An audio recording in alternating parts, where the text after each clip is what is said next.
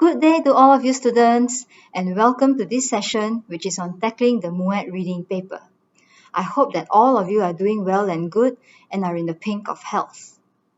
As we all know, reading is not an easy paper because it carries the most marks, and it's not easy to score because the length of texts are quite long and the level of vocabulary that is used in those texts are sometimes quite difficult to understand, making it not easy for us to answer the questions, which may also be tricky as well. But not to worry, with me, in this session, we'll be taking a look at some sample questions and some tips on how to answer those questions so that you'll be able to tackle and to be able to answer the questions well and score in this reading paper. In this session, we are also not alone. I have with me some live chat moderators who will be able to answer any questions that you may have throughout this whole presentation. They are Miss Fazlana Mat Zain, Miss Norehan Ahmad, Miss Madeline Liu, and Miss Iziani Mista. These live chat moderators, together with me, Miss Oh Chan Mei, are from the English Language Unit of College Matrikulasi Negeri Sembilan. So if you have any questions at all throughout my presentation, maybe something that you didn't understand as I was presenting, or perhaps any questions with regards to reading at all, especially the section on true, false, not stated, maybe there's something that you are still not sure, please do feel free to ask in the live chat section on my left or in the comment section below if you want to leave your questions permanent. We will try our best to get back to you as much as we can. Of course, don't ask questions like whether we are married or can you bring us out for dinner. Of course, I think all my moderators and I, we would definitely love a free meal. But in this COVID-19 situation, I think it's best if we don't dine out. And you also have to bring our husband and children along if we are to dine out. So think twice before asking us. Okay, let me begin by pointing out to you that we do reading everywhere, whether you actively realize it or not. Take for example, when you're at the supermarket and you need to buy a bottle of shampoo. What do you need to do? You definitely need to read the labels on the shampoo bottles in order to find out what kind of shampoo you want, whether it's for anti-dandruff or for anti-hair fall or for smooth and silky and things like that. Or if let's say you're craving for some potato chips, you definitely need to read what kind of flavor you want to buy. Or let's say, for example, these 3 biscuits over here. You have nutty chocolate and you have also dark chocolate. Which of the 2 do you want? You definitely have to read, right? And then finally on your phones as well, we do a lot of reading on our phones every day. The title of the apps in order to find out what app to go into. Okay, all these things here have something in common, which are actually the keywords. What you're doing is that you're reading the keywords on all these products and all the labels, and then you're taking these keywords and processing the keywords in order to understand it. So that's what reading is all about actually. You read a text and you pick up certain keywords, and from there you comprehend and understand that text. Very simple, all right? So we're going to do a little exercise, a warming up exercise right now. I'm just going to show you a very simple sentence. Read the sentence, and then actually you won't realize it, but your brain is actually picking up the keywords from the sentence in order to help you to comprehend. And that will be very easy because it's only one sentence. Let us try, okay? Okay, one day, Jimmy sat down in his room and wrote this letter, which he mailed to one of his old friends in St. Louis. Okay, very simple, isn't it? He sat down in his room, wrote the letter, and mailed it to one of his friends. Okay, so I'm not underlining here at the moment, all right? But I think your brain is picking up some keywords here. Okay, let's look at this. What was Jimmy doing? Is he sitting in his room? Okay, yes. So from here, you know that yes, he's sitting in his room. That was what you read earlier. Was he writing a letter to his friend? Yes. Hopefully, you still remember what you read because that was what we saw, isn't it? We just saw it. And then mailing a letter to his friend. Was he mailing a letter to his friend? Yeah, something like that. He was going to mail a letter to his friend, isn't it? But then we're not sure. Let us just go back to the sentence again, which he mailed to one of his friends. Okay, so he sat down in his room and wrote this letter which he mailed. The question says, what is he doing? So what's he doing at the moment? All right, so he didn't actually mail the letter to his friend yet. It was something which he was going to mail later on. So C is probably not the answer. Okay, not yet the answer anyway. All right. So was he writing a letter to his friend? Yes. Was he sitting in the room? Yes. So now you're between A and B. Oh no. So what was he actually doing? He was sitting in his room. He was also writing a letter to his friend, right? Yes, he's sitting. He was also writing. But you don't have both these answers together in one option. So you have to choose either or. So in this is since this is the case, you choose which one looks more detailed to you or which one looks more wrong to you lah. All right. I know your teachers will always ask you to choose the best answer, but in my opinion, and also backed up by research, the best option is actually to choose which one looks more wrong to you first, and then the one that is left is the correct answer. What I mean is that you compare when you're in a dilemma between two answers, right? You compare which one looks more wrong. Sitting in the room looks more wrong, or writing a letter looks more wrong. Here we know that sitting in the room is correct, writing a letter is correct, but sitting in the room is not the only thing that he is doing. He was also writing a letter.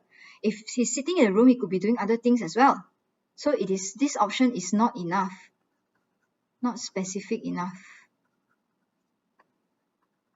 Therefore, actually this answer is a bit more wrong compared to this. So I'm going to go for answer B. All right? Because this one is a bit more wrong compared to this. In your mind, you have to change your mindset. Don't tell yourself which one looks more right. Okay, if which one looks more right, both is going to look right to you. But you got to ask yourself which one looks more wrong actually. Then it's easier for you to choose the answer. So that is the tip. The first tip that I'm giving to you right now. Okay? All right. This question, I would consider it very easy. Why? Because you're only looking at one sentence. What if we actually look at the paragraph level? Then it's going to be more difficult.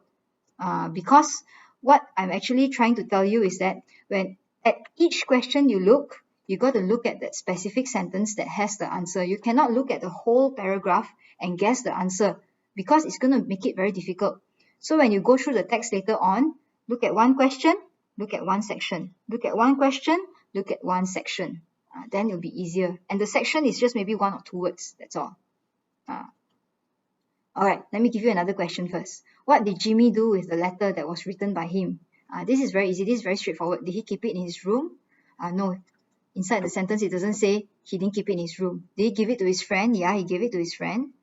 But then you have this other option here.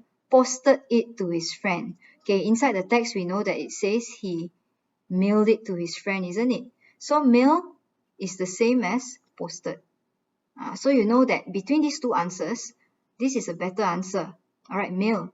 Gave it seems wrong because gave could be also posted, but it could also mean just giving straight away. Whereas you have this better answer here, which is mail. So here in this case, gave looks more wrong. So I'm going to go with C. Okay, if you notice here, they're not going to make things easy for you. Inside the text, it says mail, but inside the question, it says posted. So usually, they will give you a different word when testing you. They will not give you the exact same word because this is part of testing your vocabulary. But then, if let's say they give you the same word, then you got to be careful because sometimes it may be a trap. They may give you the same word, which makes you believe that it could be the right answer, the exact matching word, but actually it's not. Okay. Now, before we continue, there are just a few things that I would like to highlight to you in order for you to be able to approach a text better. Okay, the first thing is to always read the questions first before you begin. All right, when you're sitting for any exam, what do? Let's say you're sitting for your maths paper or for your science paper. What you do is you always try some past year questions before you actually go for the exam, isn't it? So the similar concept applies. Before you actually attempt a text, read through the questions first. So the whole idea is not for you to actually understand the question and memorize the question. No. Actually, the whole idea is so that you can have an idea of what the text is going to ask you, a little bit of background, so that it's easier for you to understand the text. Otherwise, you'll be reading the text just blankly, and then you don't even know where to focus on and things like that. But if you quickly scan through the questions first, then you'll be able to see, oh, okay, so this text is about something, it's related to this question and something like that. And just scan through very quickly. It's not important for you to memorize or to really know what the question is saying. All right, so read the questions, scan quickly. While you're reading the questions, you identify and underline maybe one keyword or two keywords in the question. That's all. All right. And then moving on to the next tip, when you move to the paragraphs or the text to read, use a pen to help you to read. This will be able to help you to read faster, and it helps your eye to focus on the words as well. But again, I just want to remind you to read fast. Just read. You don't need to exactly understand every single thing you read. You just read. And then, of course, while you're reading, you identify and underline at least one keyword that you understand. Okay, ask yourself this question. What do you think is the main message of the paragraph? Usually the main message will appear in the first line of the paragraph, which is the topic sentence of the paragraph. So that topic sentence will be able to help you to understand, oh, okay, what this whole paragraph is talking about, and that's enough. All right, you don't have to worry about any words that you don't understand or any idea or the specific details. You don't have to worry about that. You only worry about it if the question asks you later. Then you will have to read in specific detail. Otherwise, if the question does not ask you later on, then you don't have to. And at this juncture, if you have forgotten what the questions have asked you, it doesn't matter already, because the main priority of that question is to help you to know what the text is about. Then that's all. All right. Then you go to the text, then you read, you underline at least one keyword of the passage, and there's no right or wrong answer. It is based on what you understand. Okay. All right. So let us begin. We will read the question first. We don't know what the text is about yet because I haven't shown you. And this is going to be a continuation of the story from what you read earlier about Jimmy's letter to his friend. Okay. So the question says here, which of the following is true? All right. So you want to find out what is true here. Okay. A box of tools was unavailable. Okay. Something, box of tools. Friend will meet him at Sullivan's place. Glad to give his friend the box of tools. Okay, so something about some box of tools. Okay, another question. So just an example from the letter. We know that Jimmy is okay. Something about being in love. Something about being changed. Something about the past. Being afraid of it. Something about being ambitious. Something about financially successful. Okay, never mind. You don't have to worry about the question. You just want to know. Okay, it's just something about this and that. All right, now let's move to the text. So this is his letter to his friend. Okay, dear old friend. And remember, while we're reading, we're supposed to underline the words of the keywords that mean a lot to you. So dear old friend, I want you to meet me at Sullivan's place next week at 9 o'clock. Okay, so from here we know there's something important about meeting. Okay, I want to give you my box of tools. Okay, so just now something was mentioned about some box of tools. So you can underline. I know you'll be glad to have them. You couldn't buy them for $1,000. Okay, all right, must be very expensive. Okay, cannot buy them for $1,000. Okay, so over here, maybe the main idea of this paragraph is something about wanting his friend to meet him. Then you can circle. All right, let's look at the next one. I finished with the old business a year ago. I have a nice shop. Okay, he finished old business and now maybe he has a nice shop. I'm living a better life and I'm going to marry the best girl on earth 2 weeks from now. Wow. Okay, it's the only life, Billy, an honest one. I wouldn't ever again touch another man's money, even for $1 million. Okay, all right, so he's telling the friend that he's going to marry a girl. So I think maybe this is quite important here. So he's going to marry a friend. He's living a better life now. Okay, something like maybe this is the main idea of the paragraph. Again, your answer and my answer may be different. Doesn't matter. Okay, it's what we understand. And then after I get married, I'm going to West. So he's going to go to the west, where I'll never see anyone who knew me in my old life. So he doesn't want to see anyone ever again who is from his old life. I tell you, Billy, she's an angel. She believes in me, and I wouldn't do another crooked thing for the whole world. Be sure to be at Sully's, for I must see you.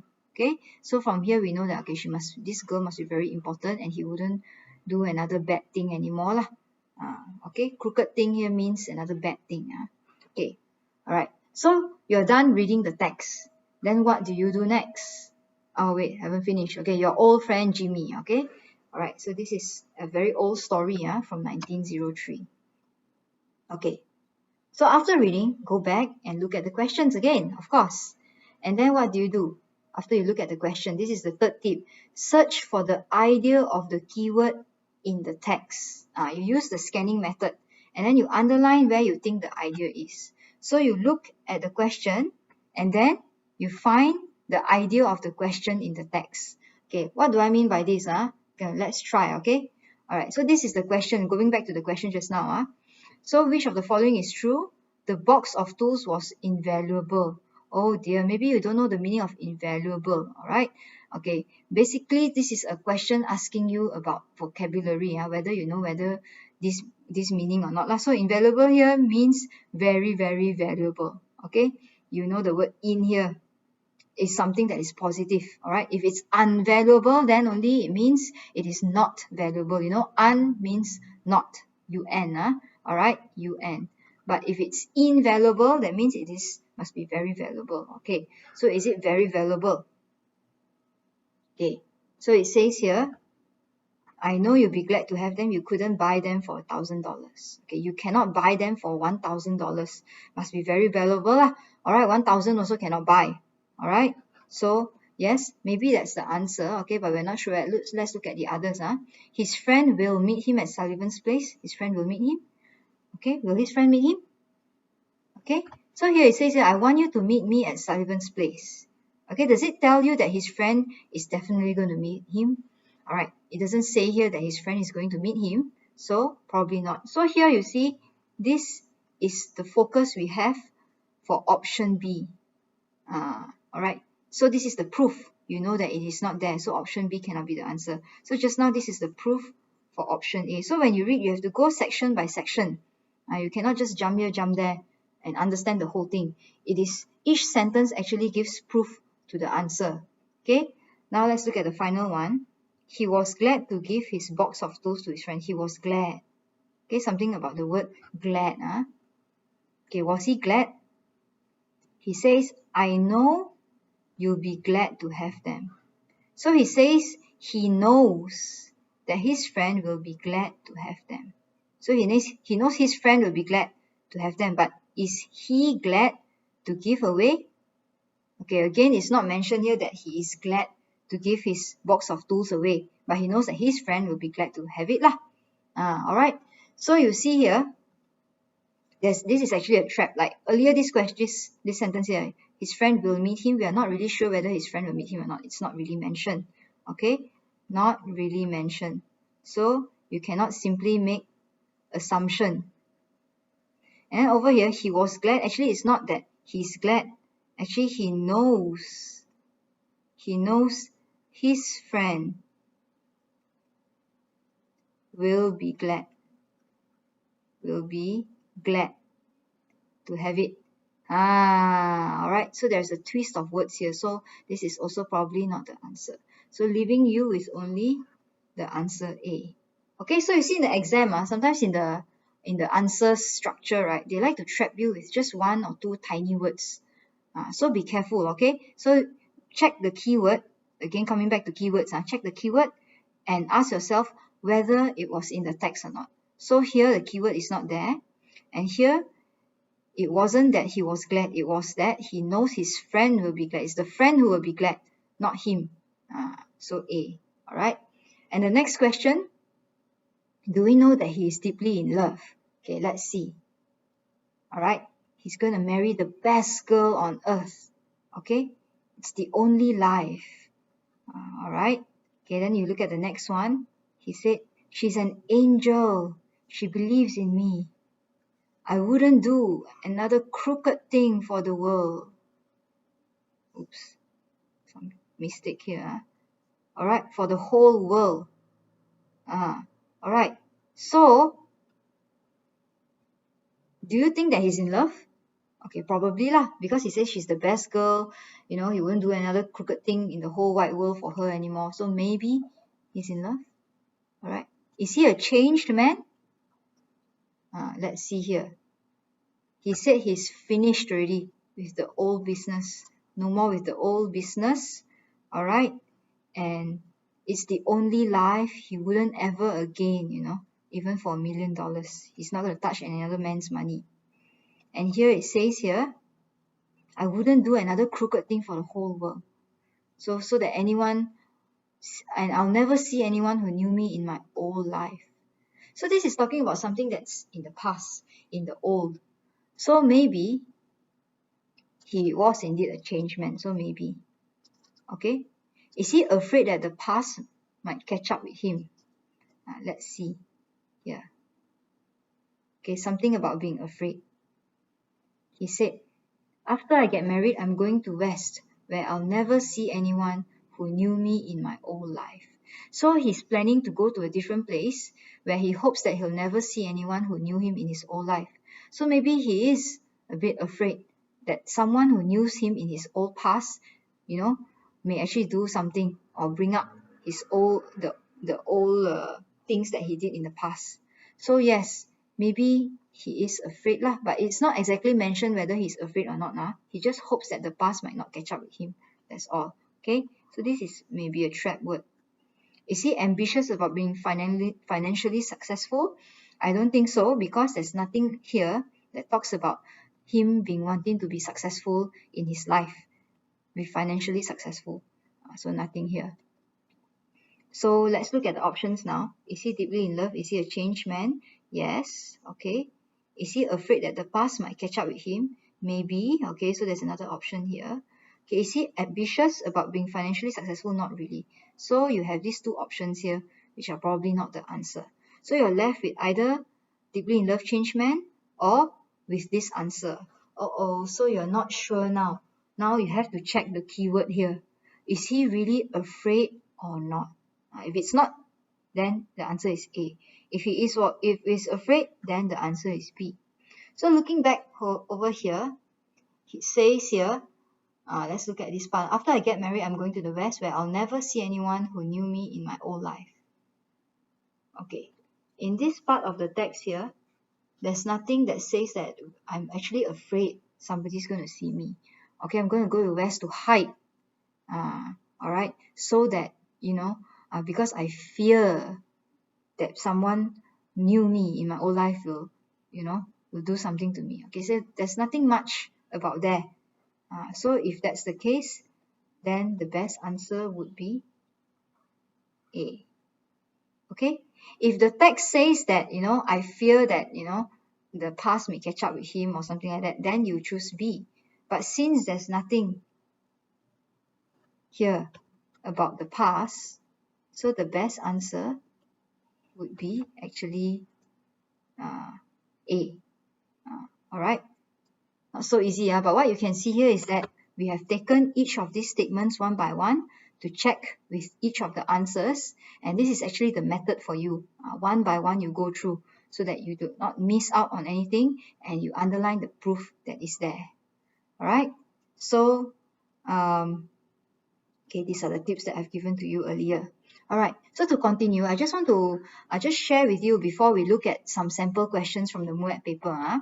So what are the type of questions that will actually appear that actually test you on your comprehension? So these are a few questions that I just want to highlight to you so that you know and have an idea what the MUET paper likes to test you about. So usually they will ask you, of course, true, false, or not stated question. For example, Jimmy wrote the letter in a hurry. Is that true, false, or not stated? So here you don't know whether he wrote it in a hurry or not. So the answer will be not stated. Okay, another kind of question that they like to ask you is always about the main idea of something. Okay, like for example, what is the main idea of paragraph 3? These are some questions that are taken from past year paper. This is a November 2019 paper, and this is only from text 6. We will look at all the questions that are taken only from text 6. I will not let you read the text itself. Later on, we will attempt text 1 and text 2 of the November 2019 paper. I just want to show you an example lah. In just one text itself, these are the questions that appear. So question 38 is asking what is the main idea of paragraph 1. Question 41 asks about what is the main point of paragraph 4. So again, you see both of these are asking about main ideas, and this is only from text 6 in the November 2019 paper. And then sometimes they will like to ask you about supporting details as well. For example, if in my example I gave you earlier, which of the following does not describe? So they will ask you questions like does not describe. They ask you for the supporting details, does not describe the feelings. All right. Which of the following is true? These are all asking you for supporting details. So in that question just now, in paragraph 6, the writer proposes what? Asking you to come up with supporting details. And then they also like to ask you on vocabulary. For example, the phrase crooked thing can be replaced by what? So in the sample, in text 6, in the past year question, acute can be replaced by smooth the transition means. This is only from the same text, they ask you these two kinds of questions really on vocabulary. And then they like to ask you inferencing questions as well. You couldn't buy them for $1,000 implies that, and this from this passage we can infer that. They will ask you, okay, what can you infer? Okay, sample here. All right, the question of how to equip blah blah blah. This implies that. Okay, this shows that. Okay, they like to ask you these kind of questions. All right, referencing. What do you think this thing refers to? So the question is always about some kind of question refers to what? That impact refers to. Okay? Alright. Sometimes they will ask you writer's attitude as well. Okay. Before we look at that, you see, just from that text 6 in the MUET question, you already have all these questions. And usually it's repetitive throughout all the different texts. So you'll be ready. These are the kinds of questions they will ask you. And then writer's attitude. This is also another popular question. Okay. Is used by the writer to emphasize what? So they want to ask you, what does the writer actually mean by saying this? So does he mean it as a joke or an irony or an opinion? Go and find out the meanings of these words because they may appear again in the MUET question. Alright, again, writer's attitude. What is the writer's attitude? Is it critical? Is it objective, indifferent, sympathetic? Alright, these are all some of the famous words that they like to ask you. There may be other many words as well. For example, sympathetic means he feels that he sympathize with the situation. Indifferent, that means he has no difference whatsoever, whether he supports or he opposes. Objective, that means he's just thinking, thinking in a rational way. Critical, that means he feels that, maybe something is wrong. He wants to criticize on it. Find out what are the meanings of each of these things, because you need to know exactly if it comes out in the exam. And look at some past year questions which may have other questions on writer's attitude as well. And then understand what are the terms of these questions, because these are also one of their famous questions that they like to ask on the attitudes of writers. And also they also like to ask on how the passage is organized. For example, is it through narration, or is it through description, or is it through explanation? Narration would be in order, it's talking about something, then after that it talks about something else, and talks about something else. It goes in order. Description would be describing something, a phenomenon. This is happening, this is happening, this is happening. Alright, whereas explanation goes a bit deeper than description. Explanation talks about why something is happening. Description is just to describe the thing that is happening. So this is the difference between the two. Alright, sometimes they will ask you, they give other options as well. Listing is just listing everything one by one. First this, second this, third this. Slightly different from narration. Narration is more like a story. Listing is just putting out one by one. First, next. Okay, first, next. Okay, alright. Comparison is comparing two different things. This one and that one. Alright, cause and effect would be saying that this happened and therefore this was the result of it. And then definition would be to give you, to define something, and then elaboration. So understand what all these terms mean, because they may ask you again in the exam. So as you read, you look at all these one by one, and then you check the text. Does it actually ask you the same way that the answers want? Then you match. Okay? And then sometimes they also like to ask you, what is the aim of the article? Is it to inform, or is it to advise you? Inform is giving you some information. To advise you on something. Do you find that you learn something in order for you to do something later on, that is an advice? Or to warn you against something? Is it some kind of warning? Don't do this, don't do that. Look for the keywords inside the text so that it can give you the idea which one it is about. All right. And then this is an example of a question. The phrase "let alone." Is it to demonstrate? Is it to compare? Is it to illustrate? Is it to emphasize? Demonstrate is to show you something. All right. To comparison is to compare. And just now I told you to compare this and that. Illustration is it's a bit like demonstration, but illustration is actually to give you an idea or a picture of something. Demonstration is to show you the steps. All right. To emphasize is to emphasize on something, why this something is important. Okay, so sometimes they like to ask you questions on aim. All right, and final tip, what happens if you cannot decide on the answer? So like what I mentioned and shared to you earlier, you use this thing called the wrong answer method. Between the two options that you have in front of you, you choose the most wrong looking answer first. All right, and that is the wrong one, because it's always easier for us to point out something that is wrong than to point out something that is right, isn't it? It's always easier to find mistake with your friends than to find what is good with your friends. It's always like that, the human eye. So when you have two different answers that you're not sure of, I know all of us, we always like to choose which is the best answer, right? Or this one is better, or this one is better. No, change your mind. Tell yourself, okay, which one looks more wrong? Which one looks more funny and weird? Okay, so I think this one looks more funny and weird. Although maybe the other option looks also not so correct to you, you're also not sure, but because this one looks more wrong, so I think this is also the answer lah. So you choose the answer that is left. Okay, so which one looks more wrong? Not which one looks more right and you choose the right one, because both are going to look right to you. And the answer that looks more right to you may actually be the wrong answer, because they have put a keyword to trap you over there. So you choose which one looks more wrong first, then the one that is left is the answer. Okay? All right. This method actually applies to other subjects as well, to your science subjects and maybe maths and all that, because this is a backed up research which has been done by other people to compare two groups of people who are working on this, and they found out that the group which used this wrong answer method actually were able to get more correct answers compared to the group that uses the best answer method, the choose the best answer kind of method. So I'm not sharing with you any rubbish tips or whatever. This is based on my own experience and also from research journals that I have read before. So you try this and see, maybe it'll be able to help you to answer and get more correct answers. Okay?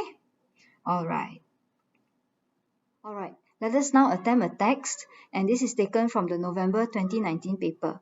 We'll be looking at text 1, which is about the true, false, not stated questions. And this section is actually one of the most difficult, which I think a lot of students find it difficult to answer. Okay, what I will do is I will go through this text with you, and I think some of you or most of you, you already have this question, which is already given by your teacher, and I hope that you've already gone through it. But if you haven't, don't worry, I will go through it with you and to be able to tackle the questions together. I will show you where the traps are and what are some of the words that you need to watch out for as you answer the question. Okay, based on my tips that I have given to you, one of it was to ask you to read through and scan through the question before we start, isn't it? Okay, so let us go through the questions first. The aim of looking the question is not for you to understand the question actually.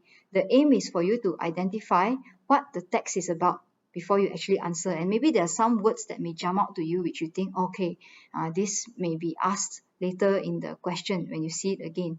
So you don't have to worry about understanding the question. Okay, let's look at this together. Just scan through very quickly. Okay, the malaria parasites here. Then remember, you're supposed to underline the question, isn't it? Okay, the malaria parasite. Okay, so you know something about malaria. Probably the text is something about malaria.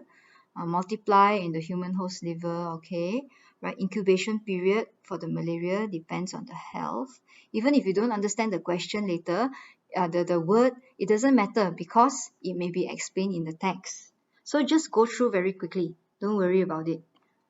Malaria and flu, okay, share same symptoms. Eradication of malaria, okay, requires the use of drugs. And then anti-malarial drugs and insecticides becoming increasingly effective in controlling malaria. Pregnant women, okay, higher risk of dying, okay, than the children.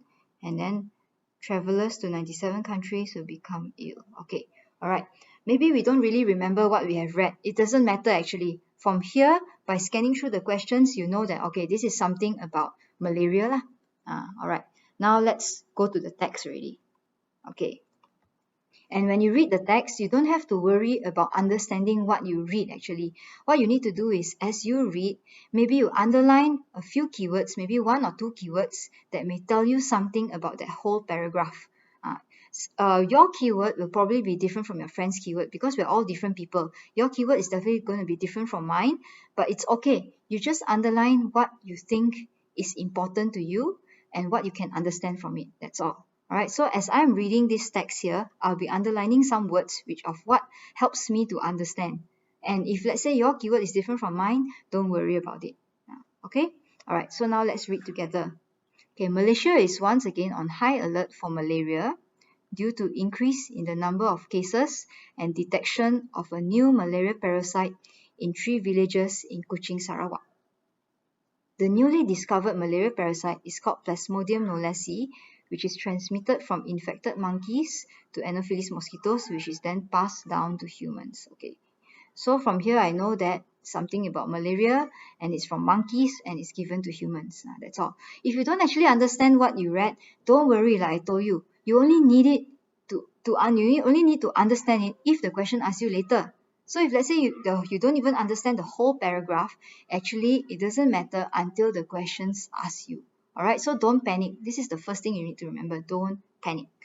Okay, so from here I know that this is something about malaria and passing down from monkeys to humans. Okay, next.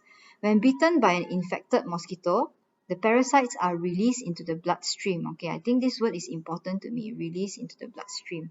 Okay, this is my word. It's important to me, but it may not be important to you. Doesn't matter. The parasites travel through the blood to the liver, where they mature. Okay, I think I read something about liver earlier. I'm just going to underline liver. Alright. They then re-enter the bloodstream and begin to infect the red blood cells, causing the typical symptoms of malaria. Depending on the species a person has been infected with, the time from the initial mosquito bite until symptoms appear can range from 7 days to a month. Okay, so first we are bitten, and then later on the symptoms may appear later from 7 days to about a month. This is the incubation period. Okay, the severity of the symptoms also depends on the species as well as the individual's general health. The flu-like symptoms of malaria sometimes make it difficult to detect. Okay, all right, that's all. I think this whole passage is basically, this whole paragraph is basically telling me about how the malaria causes us to be sick. So we get bitten, and then after that, later on, there's this incubation period, and then we become sick lah.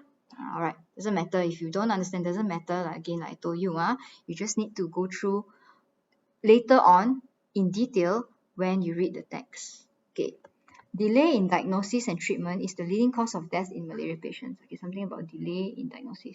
Sometimes in order for you to find out what is the main idea of the text, it's best to look at the first sentence because the first sentence acts as like a topic sentence. It will tell you that this is the main idea of the whole paragraph. So sometimes just by underlining the first paragraph, the first line of the paragraph is already enough. Okay, then fortunately, malaria is treatable and preventable, and increased efforts globally are dramatically reducing the malaria burden in many places. Okay, a full course of life-saving malaria treatment costs just USD 1 and cures a child in 1 to 3 days. Okay, Alright. Okay, first it says here is treatable and it's only USD 1 ringgit. Okay, malaria may become a medical emergency without prompt. It may become an emergency without prompt. Prompt means very fast. Without fast and appropriate treatment, as the biggest challenges are related to growing drug. So it's saying here that we have a huge challenge actually because of this insecticide and drug resistance. That means this malaria, right, they are becoming more and more numb to the treatments available. It's becoming stronger. Even though we give them the drug to kill it, it cannot be killed. Sounds scary, isn't it? Okay, World Health Organization officials reported that mosquito resistance to insecticides and malaria have been an increasing concern. So they are concerned about it. Okay, a silver lining was when WHO recently announced that the world's first malaria vaccine will be rolled out through pilot projects in 3 Sub-Saharan African countries soon. Okay, they're going to do some kind of vaccine. If the vaccine trial were a success, the drug would widely be distributed across the globe. Right. The control and eradication of malaria demands a multifaceted approach. As WHO initiatives reach more communities and people at risk for malaria, many more lives will be saved. Okay. All right. So, I forgot. So earlier in this paragraph here is talking about something about diagnosis and treatment. So this is my main idea for this. And then here, the main idea for here is that it's talking something about vaccine. This is the main idea for this. Okay, that's all. So what you need to know is you just need to find out what's the main idea for each of the paragraphs. Alright, this one is about malaria. This is something about how. This is something about diagnosis and treatment. And this is something about the vaccine. So basically, you know that this whole paragraph, this whole text is talking about malaria and how they're trying to treat malaria through vaccines. That's all you need to know. Whatever other details that are inside there, right, is actually not important really unless the question asks you. Alright, so you need to go through it fast and then underline just 1 or 2 words to be able to help you to understand what the whole passage is about, and that's it. And then now we look, okay, there's also a figure here, which you don't even have to look at it if, let's say, the question doesn't ask you. So you'll come back to this later. Now let's look at the question. Okay, this is the important part which you need to spend a lot of time on. The questions actually, not the text. So that's why I asked you, just skim and scan through the text quickly, and then just underline 1 or 2 keywords, and then focus more on the questions. So let's look at the first question.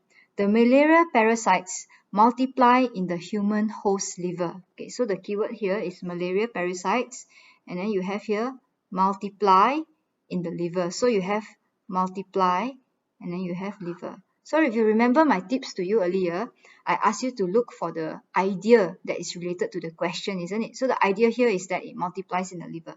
So let's go back to the text. Okay, so you want to look for the idea of liver and multiply. You look at the first paragraph. Okay, there's nothing much about multiplying and liver. Then you come to the second paragraph. Okay, I find the word here, liver. All right. And then what does it say here? The parasites are released into the bloodstream. The parasites travel through blood to the liver where they mature. Okay, all right, there's the word mature here. Anything about multiplying or not? They then re-enter the bloodstream and begin to infect the red blood cells, causing typical symptoms of malaria. Okay, after they mature in the liver, then they re-enter the bloodstream. It doesn't say anything about multiplying.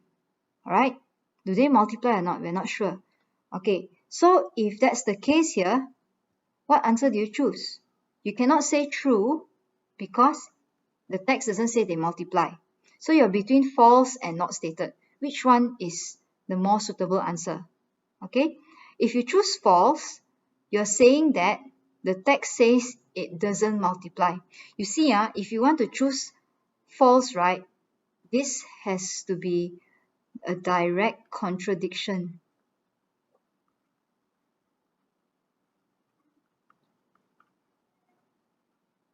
Of what the text is saying, you know. So the text has to say the parasites do not multiply. Then here it says the parasites multiply. Okay. If the text says do not multiply, then only you choose false. But if the text doesn't, so we go back to the text. Does it say do not multiply? It doesn't say anything about do not multiply.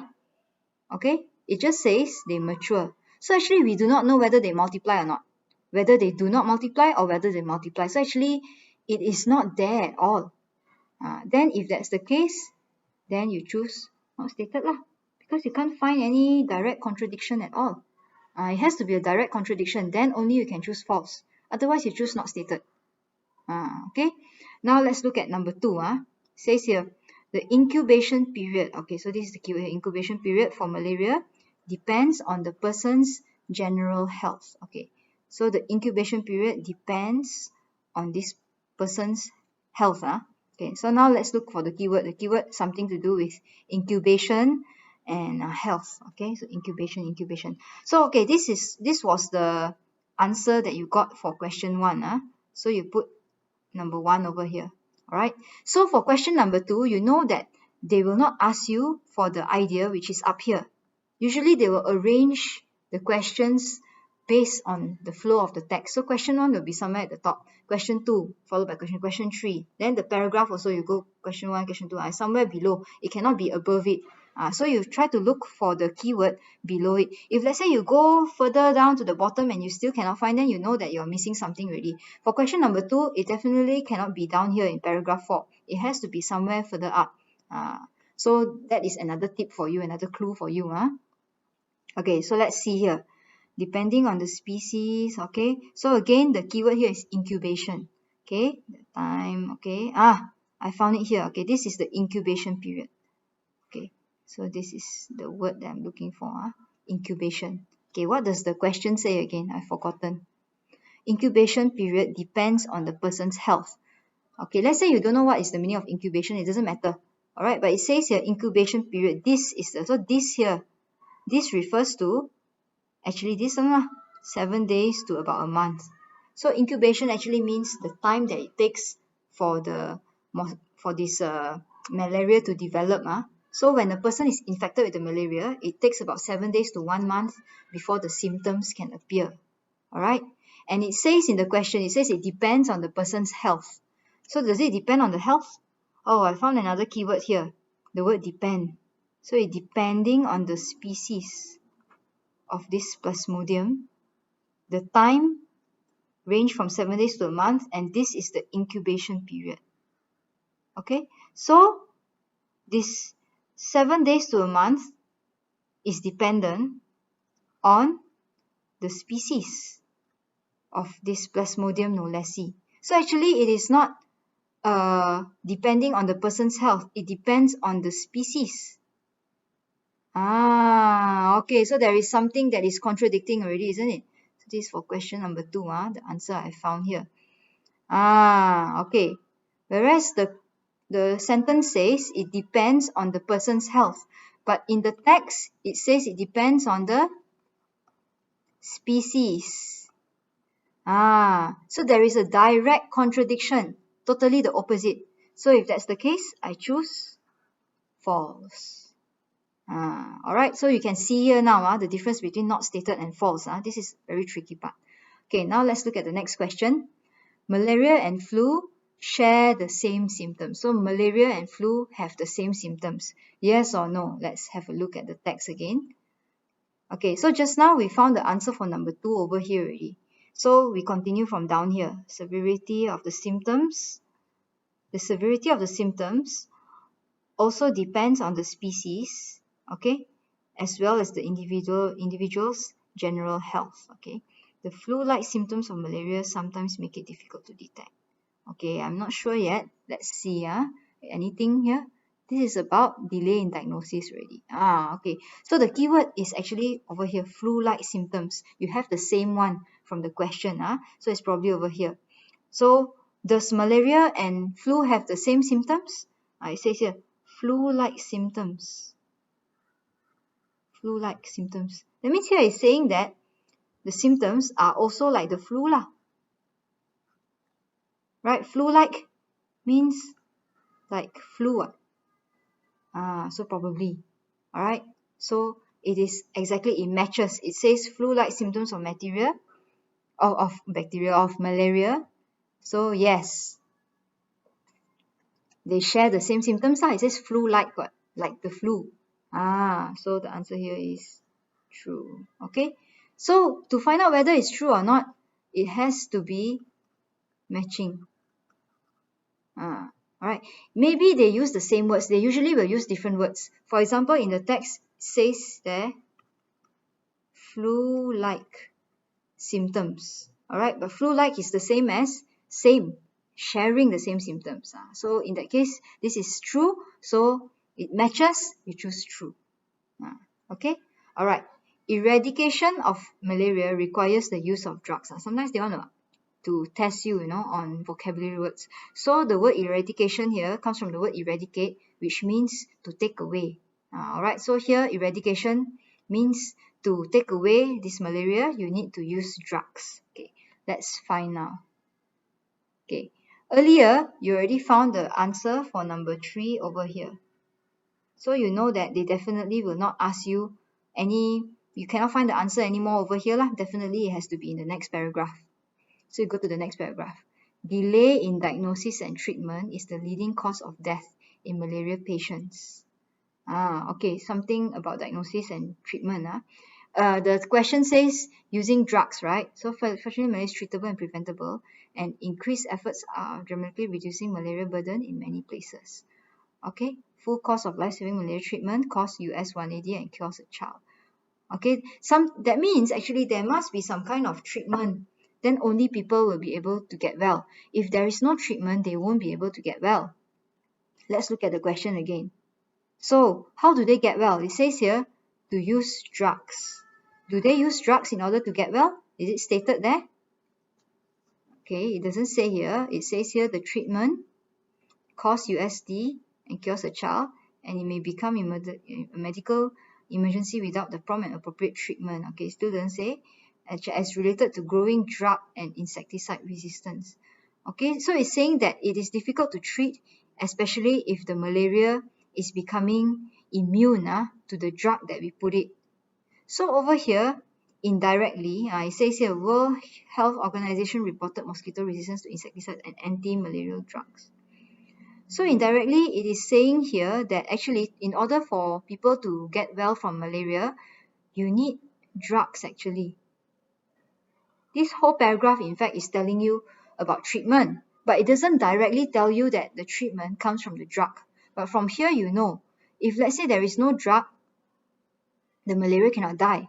And this paragraph actually tells you about the problem actually. Actually, it's telling you about the problem of malaria that is becoming difficult to treat because the malaria is having resistance to the insecticides and the drug. So indirectly, it's also telling you that it will only die if you use drugs. It will only be cured if you use drugs. So coming back to the question again, so if you want to eradicate this malaria, you need to use the drugs lah. It says what? If you don't use drugs or if the malaria is immune to the drugs, then there's no way and it's a concern. So the answer here would be true. Okay, it's not directly there, but it actually is there. Alright, not easy, huh? Okay, anti-malarial drugs and insecticides are becoming increasingly effective. So it's saying that it is becoming increasingly effective to control malaria. Earlier this one we read something in that same paragraph also, isn't it? Is it becoming more and more effective? It says here, officials reported. So this one just now, this drugs one is for number 4.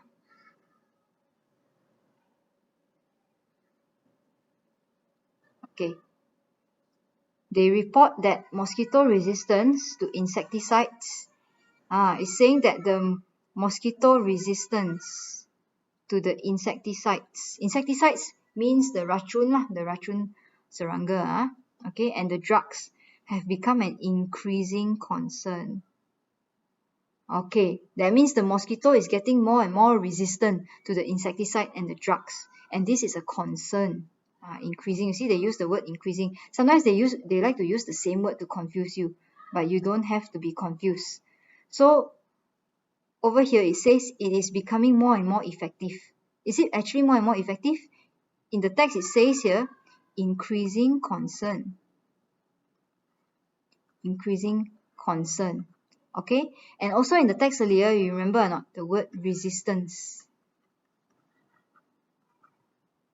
So it is becoming more and more resistant to these drugs and the insecticide. Whereas here, it says here, it is becoming more and more effective. Again, it is a direct contradiction to what the text says. The text says being resistant and is a concern, but here it says becoming more effective. If it's effective, of course, it's not a concern anymore. So, since this is direct opposite, so I will choose the answer as false. Okay, it's directly opposite to what the text says. Okay, next one. Pregnant women are at higher risk of dying from malaria than the children in Sub-Saharan Africa. Okay, they're at higher risk of dying. Are they at higher risk or not? So here you have pregnant women. Okay, high risk. Okay, and then here the text says higher risk than the children in Sub-Saharan Africa. Let's look again. Children from Sub-Saharan. Okay, so must be this part here of the text, also Africa, although it doesn't say Sub-Saharan. Does it say that they are at a higher risk? Higher. See, the question says higher risk. Higher, that means more than the children in Africa. Oops. Is it? Anywhere? High risk. It doesn't say more than them, isn't it? You don't know what. It also doesn't say less than them. So you're not actually sure here. It's not displayed over here. So if that's the case, we choose not stated lah. Some of you will be wondering, teacher, why not we choose false? We can't choose false because false has to be a direct opposite of what is stated there. You can choose false if it says, let's say it says here, pregnant women are not at a high risk.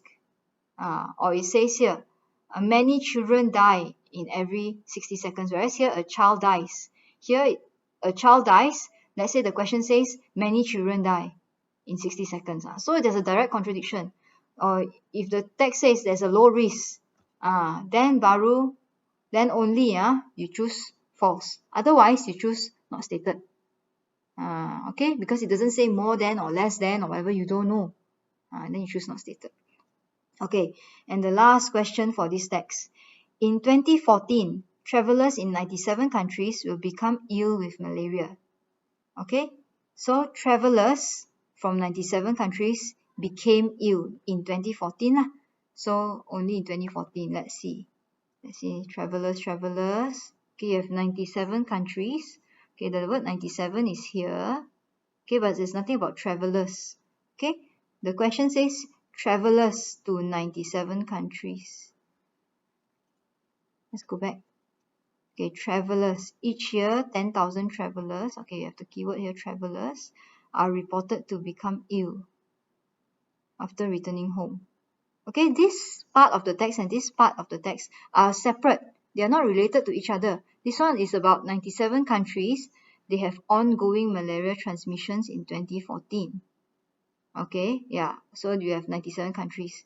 And then here it says each year, travelers, they have malaria after returning home. Does it say the travelers to the 97 countries?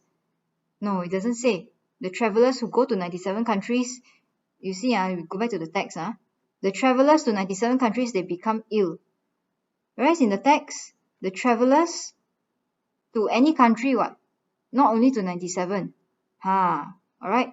And then here, it says each year, not only in 2014.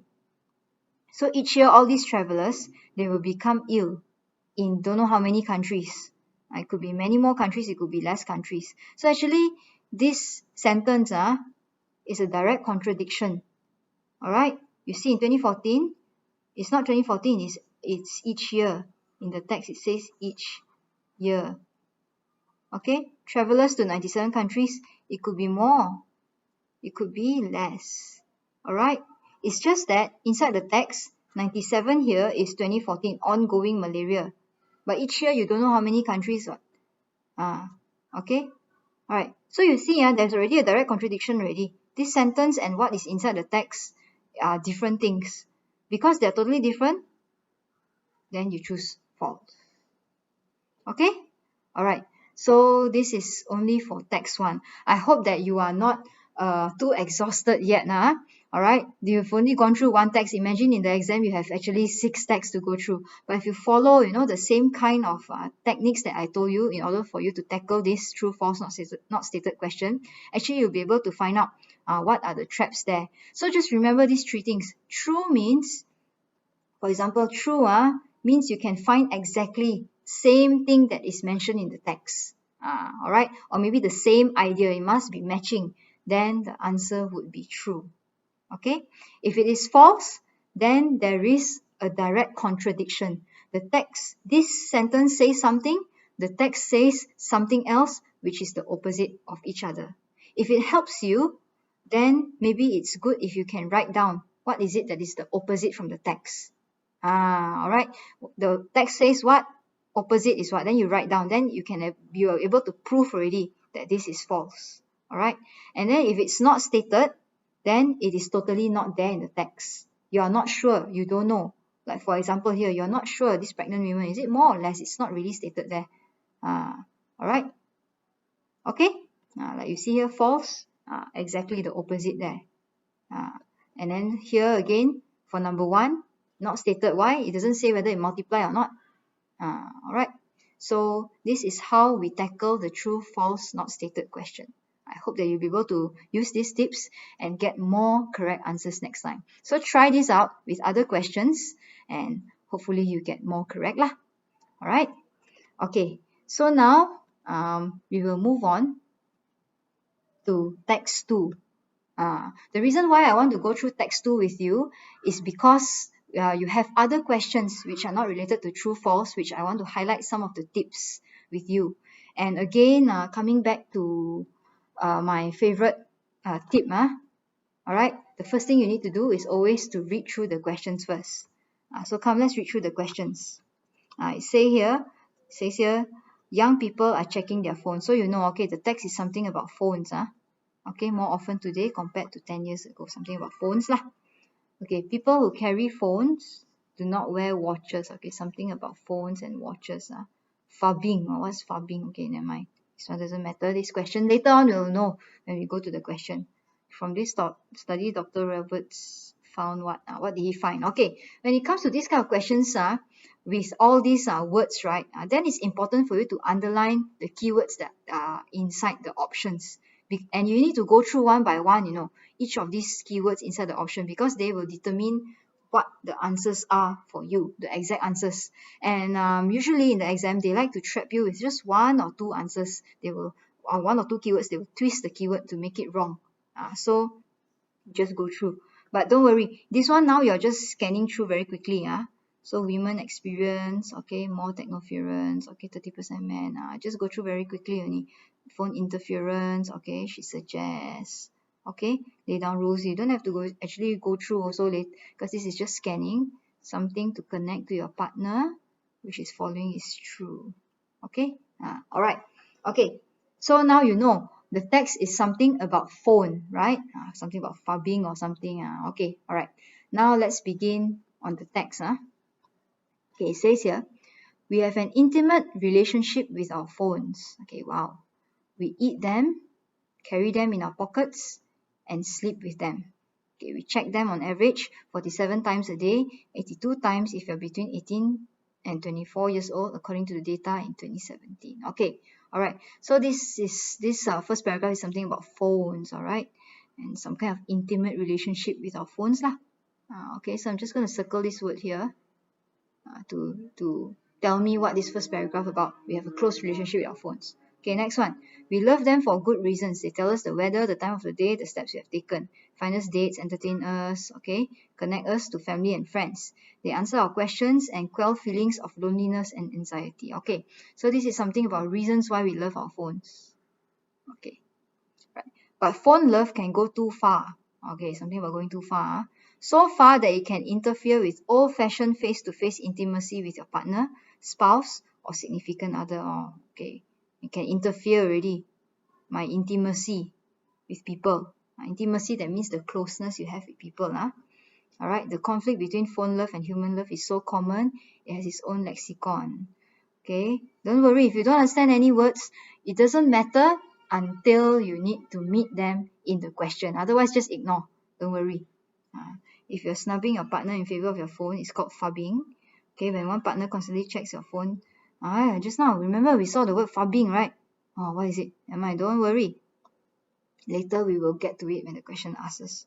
When one partner constantly checks your phone, it sends an implicit message that they find the phone more interesting than you. If you're snubbing a person in favor, okay, maybe you don't know the meaning of the word snubbing, is okay, doesn't matter also. Later, we will find out if the question asks you. It's called technoference. A popular song by Lost King asks, why don't you put the phone down? Okay, so this passage is basically telling us about how the phone interferes with our life. All right, next one. In a study published in the Journal of Psychology of Popular Media Culture, 70% of women revealed that smartphones were negatively affecting their primary relationship. Okay, something about affecting their relationship. Okay, more than 1/3 of 143 women in this study said that their partner responded to notifications mid-conversation. So while talking, their partner actually looked at the phone. Okay, and they reported high levels of technoference in interactions with their partner, were less happy with their relationship. Okay, so they are not happy lah. Okay, because it's affecting their relationship. Okay, I think the idea here is mainly about affecting their relationship. That's all. Okay, maybe they are just less happy. Okay. All right, next. It's not just women who are feeling dissatisfied, Dr. James Roberts said. In the study, Dr. Roberts, who is a professor of marketing at Baylor University, asked 175 men and women questions about their partner's smartphone use. Nearly half of the respondents reported being phone snubbed or fubbed by their partner. People who reported higher levels of fubbing also reported higher levels of relationship conflict. In our quest to be connected through technology, we are tuning out our partner. Okay, never mind. I think I read a bit fast. Maybe you didn't understand what I was talking about. It doesn't matter again. We will look at the questions and come back to it later. That's what is most important. You just basically need to get an idea of what the paragraph is about. So earlier I told you that you probably get it through the first line of the sentence, isn't it? Where the topic sentence is. So here the topic sentence is something about feeling dissatisfied. Okay, not just the women lah. Okay, maybe the men also. Okay, never mind, doesn't matter. Okay, if you're feeling frustrated by phone interference in a relationship, talk to your partner but be positive. Okay, this is asking you to talk to partner already. Okay, emphasize the benefits of being more connected. All right, this person, rather than dictate to your partner what he or she should or should not do, try an approach such as, I love talking to you, but when you're constantly checking. Okay, this is how to talk to the partner. Okay, the first step is awareness. Okay, Dr. Roberts says something about being aware. Okay, all right, that's all. Okay, now let's look at paragraph 7.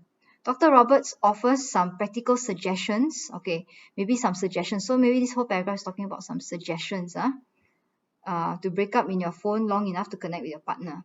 This includes designating no phone zones in your home. The most difficult to do, but perhaps the most useful, is to keep phones off the table when you're eating at home or in a restaurant. Okay, people inadvertently compare phones. The mere presence of a phone with the possibility of it buzzing at any moment can inhibit the free flow of conversation, according to Dr. Roberts. Okay, all right, this is the last paragraph. Oh, one more. Okay, before that, so this is basically suggestions on how to break up with your phone. Okay, next one, practice phone etiquette. Okay, so maybe this first paragraph is talking about etiquette.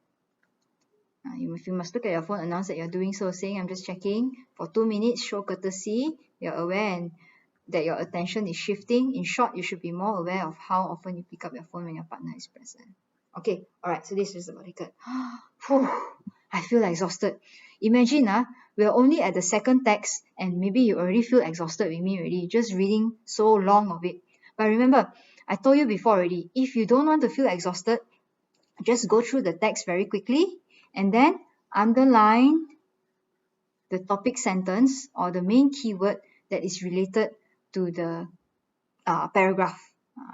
For the rest, you don't actually have to understand or read in every detail. Just go through very quickly, but you don't have to read through in every detail because you only get to it if the question asks you.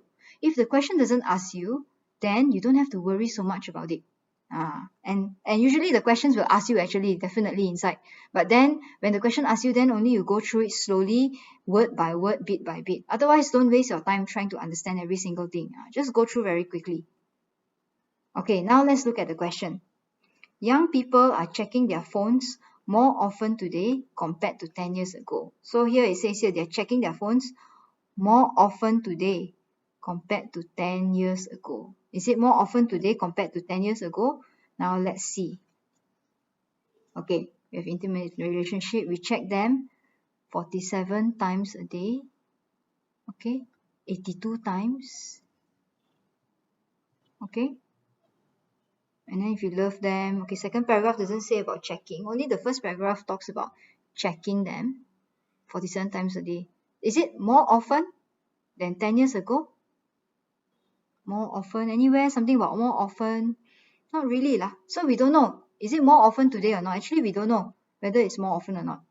If that's the case, then not stated lah.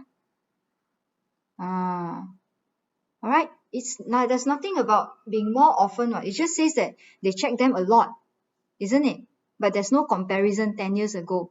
And there is nothing contradicting also. Remember, if you want to choose the word false, it has to be contradicting. For example, let's say this question says, young people not checking their phones. Okay. Whereas in the text, it says, yes, they are checking their phones on an average 47 times a day. Or maybe here it says here 47 times a day, 82 times if you're between 18 and 24 years old. So maybe the question says, young people are checking their phones less than double, or maybe double the times. Okay, double. In the text, it's not exactly double. It is around double. 47, around double if you're a young person. So actually, it is a direct contradiction. If the question says double, but here is around double, then only you choose false. Okay, you don't choose false if there's nothing mentioned over there. So it is, answer is not stated lah. Okay, next one. People who carry phones around do not wear watches. Alright, is it they don't wear watches if you carry the phone? Okay, so just now the question for number 1 is up here. So, oops, sorry. So this is for number 1. So now the answer for number 2 will be somewhere down here already lah, below this one. We love them for good reasons. They tell us the weather, the time of the day, something about time, right? Watches is the time of the day, so tell us the time of the day. Steps you have taken, they find us dates, entertainers. Okay, down here, anything about wearing? Okay, we don't know actually. Okay, yes, we have the phone to help us to tell us the time of the day. But then in the text, in the question, it says here, they don't wear watches. But there's nowhere in the text that says that they don't wear watches. Maybe they wear watch and they also carry the phone. You're not sure actually. It doesn't exactly, and it doesn't say also that they wear also or whatever. So because of that, you choose not stated. Okay, if let's say this sentence says people who carry phones always look at their phones for time. Or not always, like if always also you're not sure, you have to put not stated.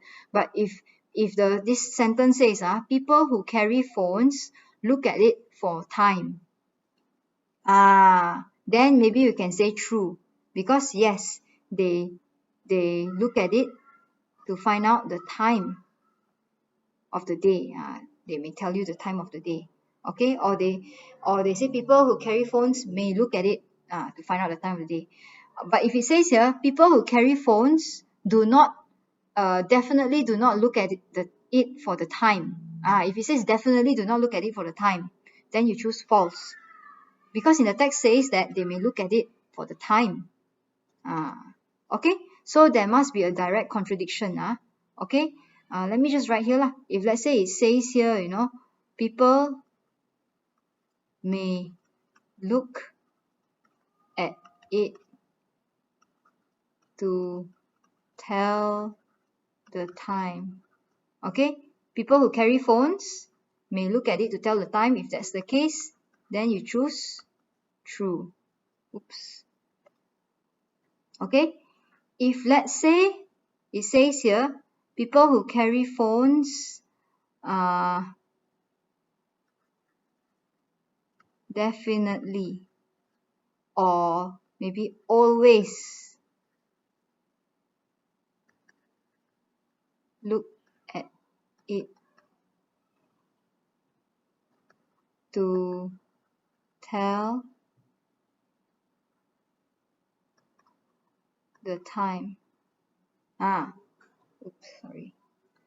Always look at it to tell the time.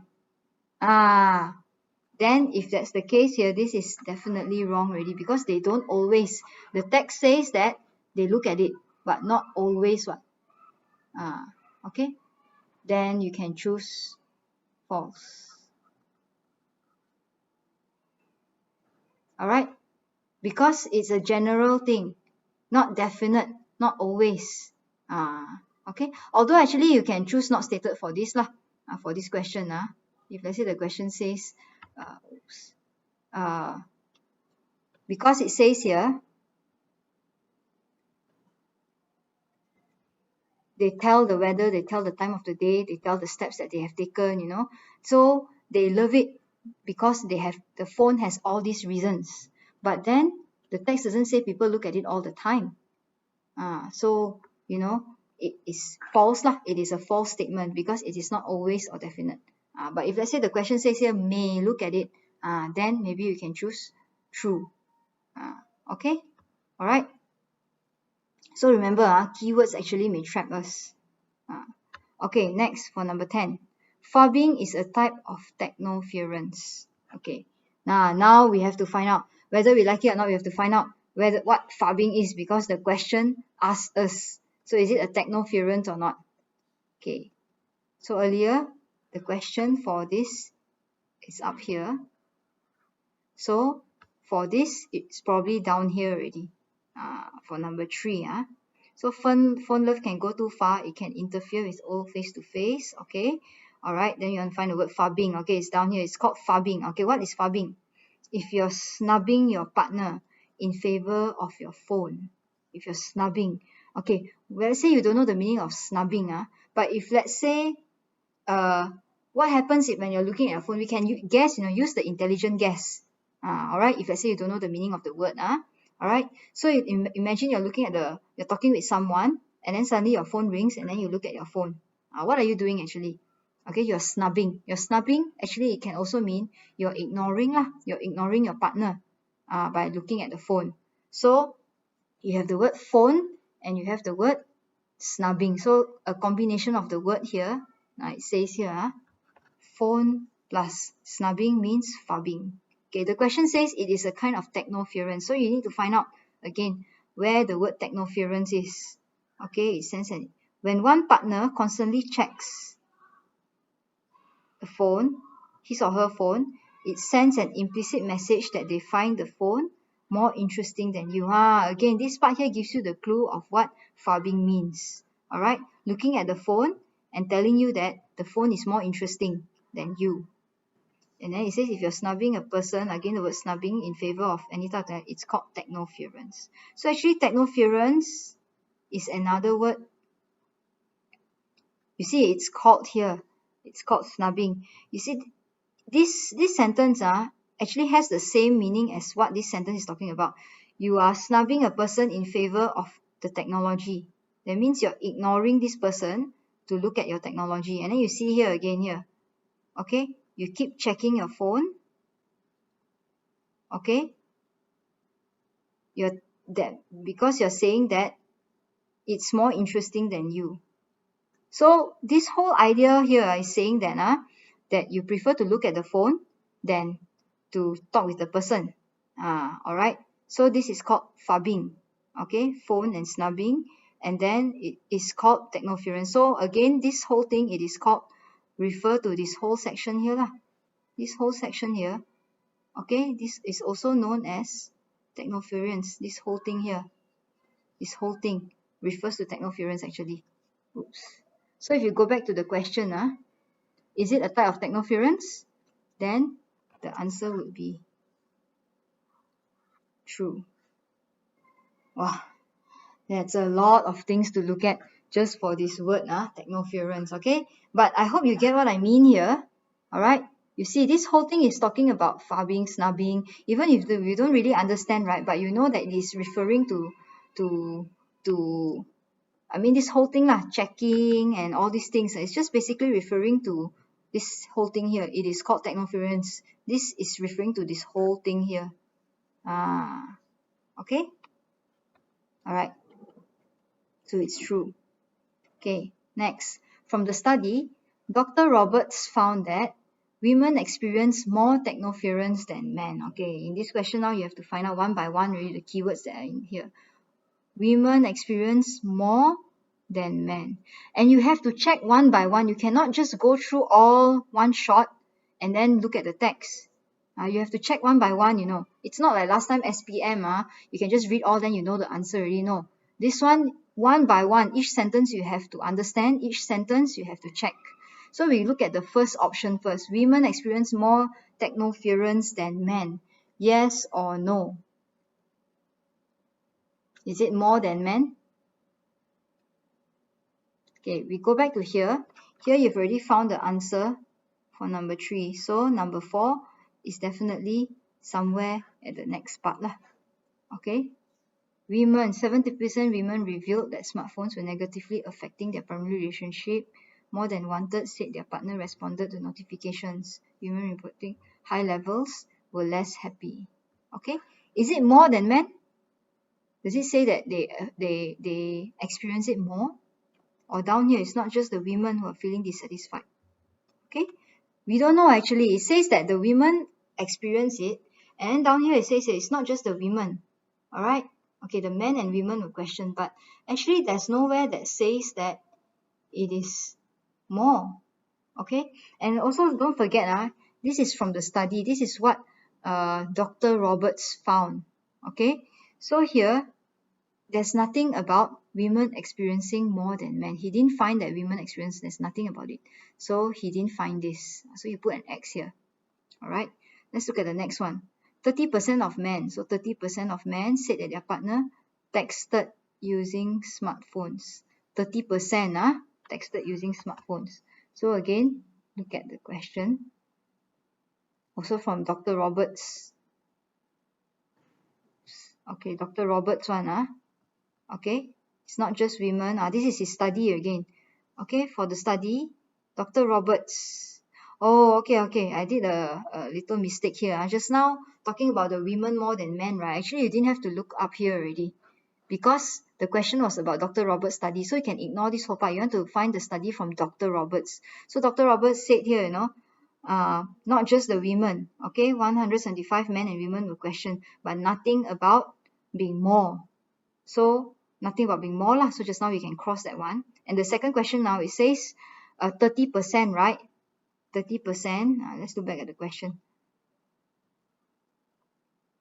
30% said their partners texted using smartphones.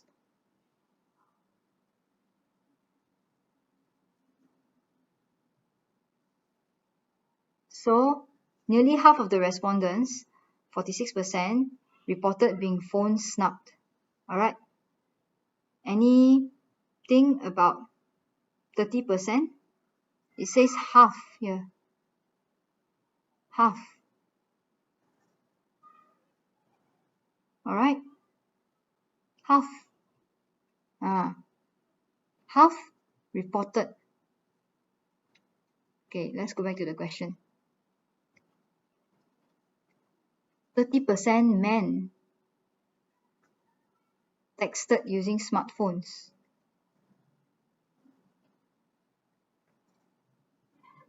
Okay, you're not sure yet, Okay, never mind. We are still not sure. Let's look at the next question first. Anything or not? Okay, nothing. So we can safely say the answer is probably in this text. But never mind, you're not sure yet. Okay, it doesn't say anything about 30%. Maybe it's probably not the answer also lah. Okay, let's go to the last one. Frequent texting during conversations cause unhappy relationships. Okay, let's say this one you're not sure. Just let's say. Just want to point out something to you. Okay, frequent texting during conversations cause unhappy relationships. Okay, frequent, okay, conversation. Okay, does it make people unhappy? Okay, Okay, it says here, women are less happy. Oh, up here also, more than 1/3. More than 1/3 is talking about 30%, but this is talking about women. So nothing to do with men just now. Okay, so it says high levels of technoference, okay, makes people less happy. And then Dr. James Robert, okay, it says people who reported high levels of relationship conflict. Okay, so when there's conflict, people are less happy. So I think the answer is somewhere around here. People are not happy when other people are using handphone. So most likely, between the two answers, remember, if let's say both answers look almost the same to you, almost correct, use that technique. Choose the most wrong looking answer first. Compare the two. Because in the questions, right, usually they like to give you answers that look all correct. This is their trap. So if you try to choose the best answer, both will look like best answers and both will look correct to you also. So you cannot have that. What you need to do is you need to then change your mind and tell yourself which one looks more wrong. So you change your mindset, from which one looks more right, which will all look right, and then they will put the trap to make you believe that it is right when it's actually wrong. So instead of doing that, you tell them which one looks more wrong first, because it's easier for you to pick up the wrong mistake lah. Something that is wrong with someone. It's easier for you to always find mistakes with something than to find what is correct.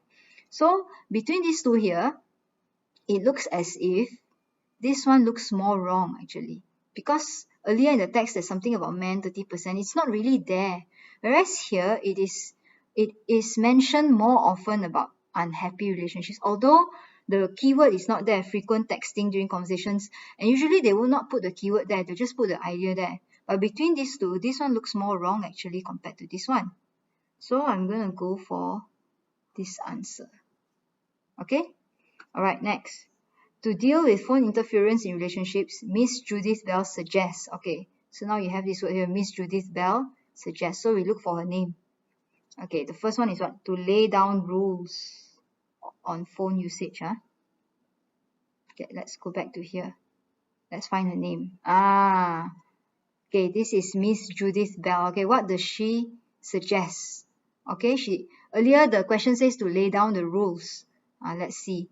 To lay down the rules. Okay, if you're feeling frustrated, talk to your partner but be positive. Emphasize the benefits. Okay, rather than dictate to your partner whether he should not do, try and approach. Okay, it says whether to dictate whether what he or she should not do. Rather, that means to dictate. That means instead of telling your partner what he or she should not do, this one, he or she should not do sounds like rules lah.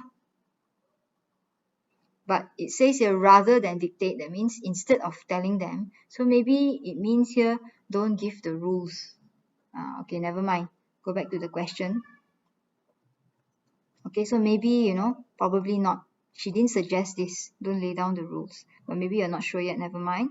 Look at the next one. Develop an awareness of the phone interference problem. Okay, develop awareness. Is it something about developing awareness? Got awareness or not? Okay, there's nothing here about awareness, but then Dr. Roberts said that, not Judith Bell, this is Dr. Roberts. So maybe that's not the answer as well. And then the last one, stay positive when talking about frequent phone checking. We have the word here, positive, when talking about frequent phone checking. Okay, did she suggest that? Something about being positive when you check the phone often. Okay, you see over here, it says here, talk to your partner, but be positive. And then blah, blah, blah. You have the word positive here. Okay, so probably this is maybe the answer. Let's go back. Probably lah. Alright, because you see here, lay down rules. Earlier she said, rather than laying down the rules. So it's not. Develop an awareness. This was by Dr. Roberts.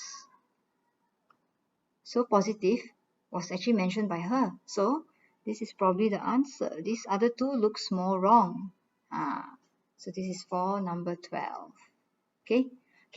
Final two more questions. Then I shall release you. Okay, according to Dr. Roberts, the most effective way to stay connected to your partner. Okay, again, back to Dr. Roberts. Effective way to stay connected to your partner. Effective, okay? Most effective way. Let's find which is the most effective way. Okay, so just now this one was for question number 12. Okay, now this is for question number 13. Okay, Roberts offers some practical suggestions to break up with your phone long enough to connect. Okay, some suggestions. Okay, he said no phone zones. All right. In your home and in your car. Okay, keep the phones off the table. Okay, wait, we forgot to look at the question earlier. Okay, keep the phone off the dining table. No phone zone. Don't use phone in the car. All also is mentioned what? Dining table, no phone zone, no phone in the car. Okay, no phone zone. Keep phone off the dining table. That means when you're eating. And then it says no phone in the car also, right? Got or not? No phone zones in your home and in your car. Oh, also correct what? Jang. Again, go back to the keywords of the questions. Don't panic. Okay, it says here most effective way. Okay, phone, dining table, no phone zone at home. Don't use phone in the car. Okay, most effective way. Okay, to stay connected. Let's see here. Okay, let's read out very in detail now. Okay, so to break up with your phone long enough to connect with your partner. All right, this includes designating no phone zones in your home and in your car. The most difficult to do, but perhaps the most useful. Oh, you have the word here, most. Just now the question has something about the most being the most, isn't it? Most effective. So most useful is to keep phones off the table when you're eating. Now, when you're eating, that means when you're eating and you're dining lah. Most useful. The keyword is the same here, most. Okay. So earlier it says, no phone. This is correct. Okay.